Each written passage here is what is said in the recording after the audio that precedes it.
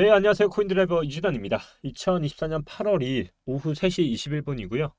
8월에 또 처음 방송입니다. 어제 오늘 또 비트코인이 흘러내리고 있습니다. 그럼에도 불구하고 저는 여기서 비트코인을 그냥 샀습니다. 그리고 추가로 4억 정도 더 세팅을 했고요. 저는 비트코인에 대한 거는 이제부터 계속 산다라고 말씀을 드렸습니다. 계속 말씀드릴 거고요. 영상 시작하기 앞서 100만 원으로 1000만 원 만들기 프로젝트를 지금 텔레그램에서 시작하려고 하고 있습니다. 늦지 않게 지금 잠시 영상 중지하시고요. 텔레그램 들어오시고 같이 시작하시면 좋을 것 같습니다. 비트코인이 조금 흘러내려서 많이 걱정하고 계실 텐데요. 저는 크게 걱정 안 하셔도 된다라고 말씀을 드리겠습니다. 제가 이제 차트적인 거로 봤을 때 알트코인은 사실 그렇게 저는 사고 싶지 않다라고 말씀을 드렸죠. 저는 온리 비트코인과 이더리움 기준입니다. 왜냐면 잘 알다시피 우리 7월에는 한번 털렸습니다. 여기서 50% 손절하면서 털렸죠. 하지만 또 극적으로 말아 올리면서 월봉은 양봉 마감을 했습니다. 이 얘기는 결국 저는 비트코인을 내리려는 의도가 아니라 어떻게 해서든 털어 먹으면서 결국 위로 가려는 흐름으로 비트코인만 그렇게 보고 있다고 말씀을 드렸고요. 알트코인은 역시나 이번에 털리면서 알트코인 더 많이 내리고 있습니다. 기껏해야 제가 샀던 거에 비해서 비트코인 해봤자 마이너스 1.8%밖에 안 빠졌고요. 알트코인은 7%, 10%까지도 벌어지고 있습니다.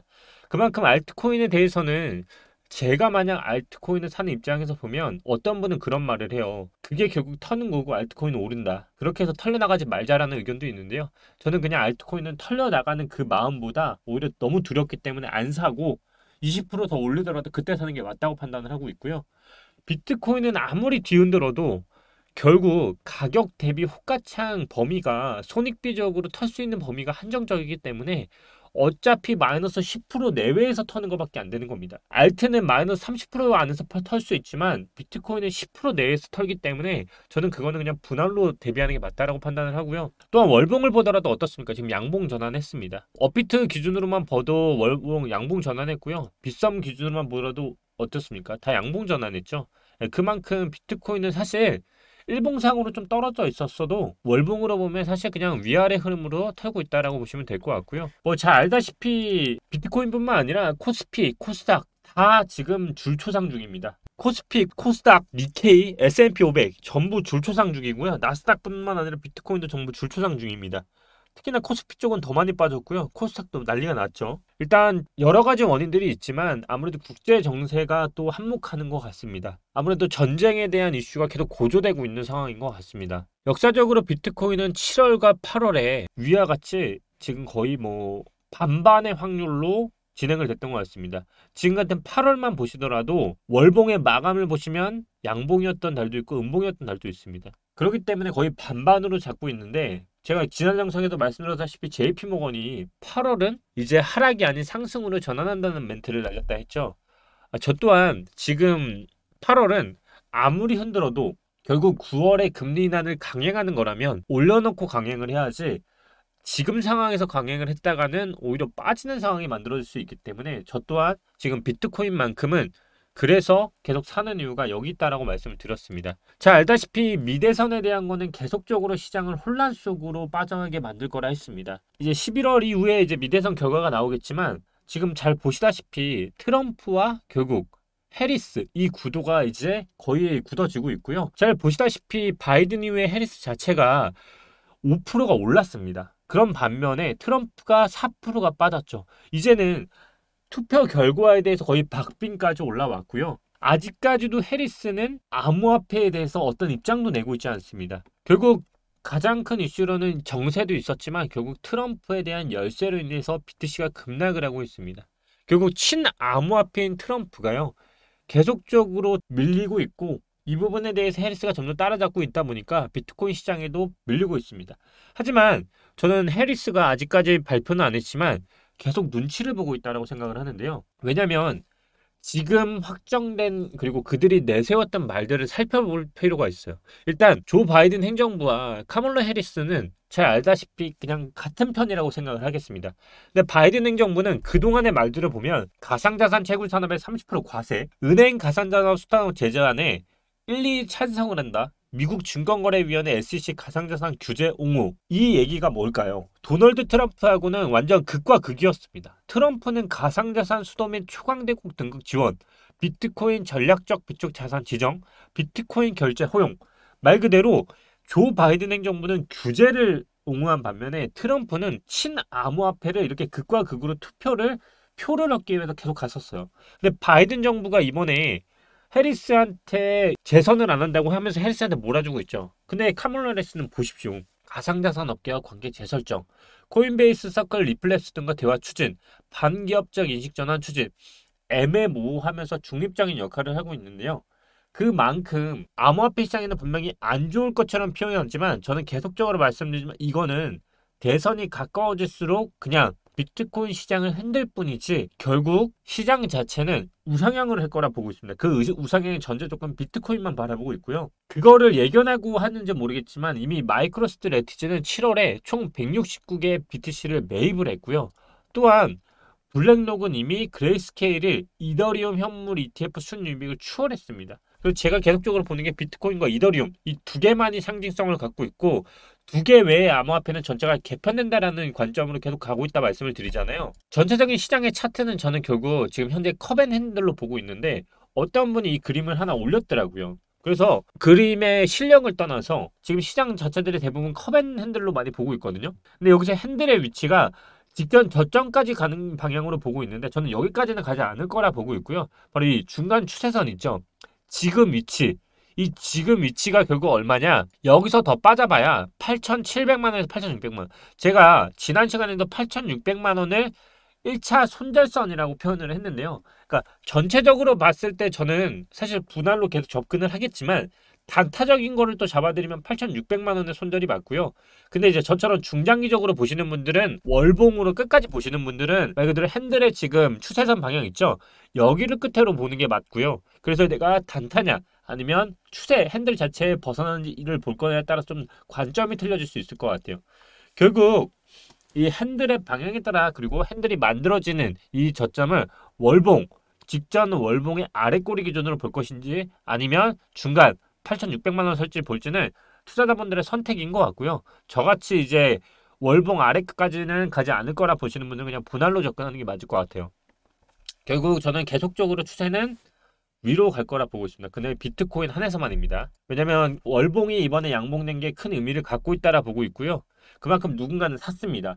그리고 제가 기존에 손절을 했었던 위치의 이유는 20주선을 이탈을 했었는데 다시 한번 회귀했다는 거는 이 막강한 20주선을 다시 한번 회귀했다는 거는 정말 큰 의미가 계속적으로 있다고 보고 있고요. 결국 저는 평단가 9,400만 원에 일단 5천만 원을 샀고 계속 살 겁니다. 그렇기 때문에 저는 지금도 4억 정도 세팅을 해놓은 이유가 그런 이유인 것 같고요. 저는 총 20억 정도를 무조건 비트코인과 이더리움만 살 겁니다. 그리고 저는 증명해낼 생각입니다. 저도 궁금합니다. 이 시장에서 비트코인과 이더리움만 샀을 때의 수익률과 향후 미래를 어떻게 결과가 나올지 저도 너무 궁금하고요. 증명해내고 싶다는 오기가 생겼습니다. 특히 이번 57,000달러 수준에서 시장이 3%의 신규 투자자를 확보를 했습니다. 이게 무슨 말이냐면 FTX 사건이 있었대. 여때부터 지금 이렇게 올라가면서 현재의 추세를 이끌게 됐는데요.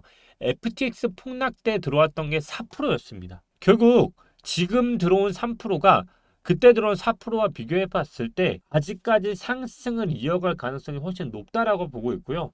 기존 고점들의 위치만 보시더라도 기존 코로나 이후 그리고 코로나 이후에 정점을 찍었을 때가 53% 그리고 지금은 기껏해야 14% 정도 선밖에 되지 않고 있고요.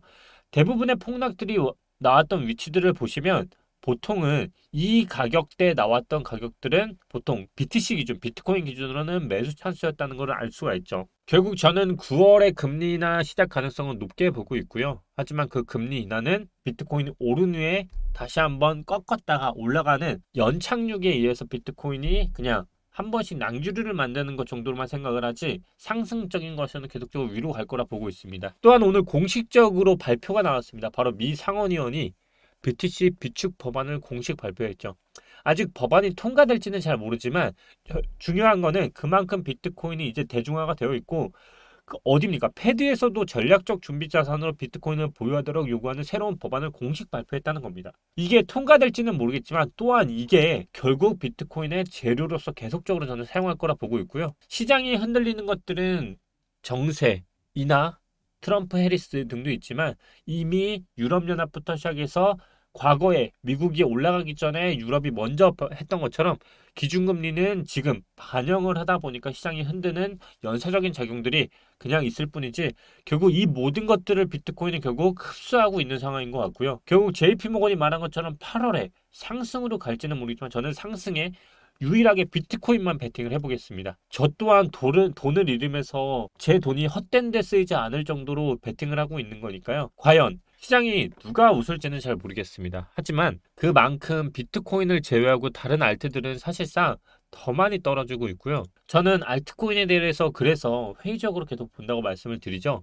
그래서 저는 지금 시장에서는 비트코인이 유일하게 지금 사는 게 맞다라고 판단을 하고 있고 비트코인을 제외한 알트코인에 대해서는 충분히 기다렸다 사도 늦지 않을 것 같다라고 말씀을 드리면서 영상을 마칠 수 있을 것 같습니다. 제가 비트코인을 추세를 이번에 돌리면서도 추가적으로 매수를 했고 또 추가로 들어가는 부분에 대해서는 영상에도 남겨드리겠지만 일단은 8,500만 원, 8,500만 원, 8,600만 원 이 구간까지는 일단 1차적으로 단타 하시는 분들은 괜찮은 것 같고 만약 깨진다고 하면 늘 말씀드리는 50% 손절이 항상 현명하다는 거. 그래서 결국 두 가지로 보면 투자자분들 중에서는 컵핸들로 보시는 분들은 여기서 여기까지 바닥을 쌍바닥으로 보시고 올라가는 걸 보시는 분들이 있고요.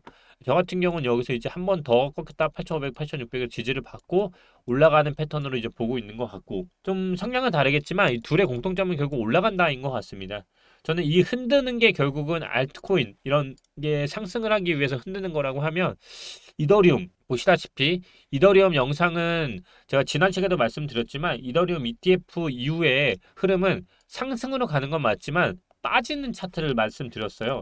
그게 이제 지난 시간에 말씀드렸던 요 ETF, BTC ETF와 이더리움 ETF를 봤을 때 이 구간 있죠. 비트코인이 ETF가 승인되고부터 다시 한번 빠지고 갔습니다. 무슨 말인지 아시겠죠? 결국 이더리움 ETF로 비교해보면 비트코인이 승인이 되고 하나 둘로 빠지는 과정 있죠. 이거를 현재 비트코인 차트하고 대입해보면 굉장히 동일하게 여기서 하나 둘 빠지고 이렇게 갈 가능성 결국 여기서부터 여기까지 이 얘기는 비트코인이 잠시나마 주춤할 수는 있지만 아까 말씀드린 대로 단계별 하락을 하더라도 저는 결국 우상향할 거라 보고 있습니다. 왜냐면 지금 알트코인들 같은 경우는 월봉으로만 보자면 분명히 양봉난 애들 솔라나 같은 애들은 빠지더라도 월봉 저점을 깨지지 않겠지만 다른 애들 정말 위태위태하게 버티고 있는 애들은 월봉 저점 한 번 더 깰 가능성이 열리게 돼요. 그렇기 때문에 저 또한 알트코인에 대해서는 조금 지켜봤다 사도 늦지 않을까라는 말씀을 드리는 거고 그래도 내가 정말 사고 싶다 하시는 분들은 직전 월봉까지는 저는 깨지는 애들이 많이 나올 거라 보고 있어서 그 아래로만 사야지 어줍지 않게 샀다가는 오히려 많이 물릴 수 있으니까 차라리 알트코인 정말 도전해보고 싶다 월봉 저점 깨지는 거로 사야지 그냥 어중간하게 접었다는 큰 손해 보실 수 있으니까 그 점 주의하시면 될 것 같고요. 보시다시피 뭐 이더리움 클래식 TF 영향받아서 좀 올랐다 생각을 하지만 결국 또다시 깨진다고 하면 이더리움 따라가겠죠. 그러면 열리게 되겠죠. 방금처럼 깨진다 생각을 하면 거의 뭐 22,000원까지도 열리는 구간들이 열리기 때문에 그 영향을 다시 가려고 하면 여기서 이제 차트를 만들고 가야겠죠.